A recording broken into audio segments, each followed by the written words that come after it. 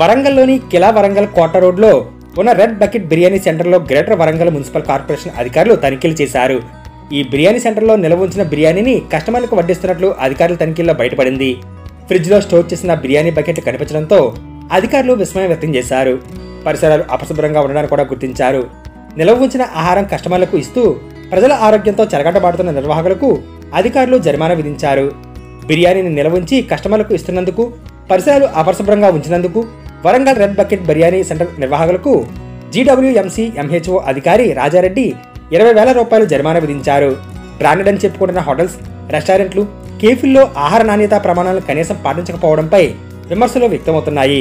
ఫ్రిడ్జ్లో నిల్వ ఉంచిన మాంసం, అన్నం, ఎక్స్పైరీ అయిన ఆహార పదార్థాలు, పిండి, అపరిశుభ్రమైన కిచెన్ ఇలా తనిఖీలు చేసే కొద్దీ వాటిలో అసలు క్వాలిటీ బయటపడుతుండడం గమనార్హం. ఫుడ్ సేఫ్టీ స్టాండర్డ్స్ ప్రకారం కిచెన్ను ఎప్పటికప్పుడు పరిశుభ్రంగా ఉంచాలి. కుళ్ళిపోయిన కూరగాయలు, ఎక్స్పైరీ అయిన ఆహార పదార్థాలను ఎప్పటికప్పుడు చెక్ చేసి బయటపడేయాలి. నిల్వ ఉంచిన మాంసాన్ని ఎట్టి పరిస్థితుల్లో వాడకూడదు. లేబుల్స్ ఉన్న ఫుడ్ను మాత్రమే సర్వ్ చేయాలి. ఫుడ్ ఐటమ్స్లో వాడే పదార్థాలపై మ్యానుఫ్యాక్చరింగ్ డేట్, ఎక్స్పైరీ డేట్ ఖచ్చితంగా ముద్రించి ఉండాలి. Veg food, non veg food ప్రియులు వేరువేరుగా ఉంటారు కాబట్టి ఎప్పుడూ 2 రకాలను ఒకే చోట నిల్వ చేయకూడదు. చెఫ్లతో పాటు అక్కడ పనిచేస్తున్న సిబ్బంది తల వెంట్రుకలు ఫుడ్లో పడకుండా హెడ్ క్యాప్ పెట్టుకోవాలి. కానీ ఈ రూల్స్ చాలా రెస్టారెంట్లు, హోటళ్లు పాటించడం లేదు. అంతేకాకుండా క్వాలిఫైడ్ చెఫ్లను పెట్టుకోకుండా వంట ఎవరికి వస్తే వారిని నియమించుకుంటున్నారు. ఈ లోపాలన్నీ బయటపడతాయని చాలా హోటల్స్, రెస్టారెంట్లు తమ కిచెన్ను ఎవరికి కనిపించకుండా జాగ్రత్త పడుతున్నాయి.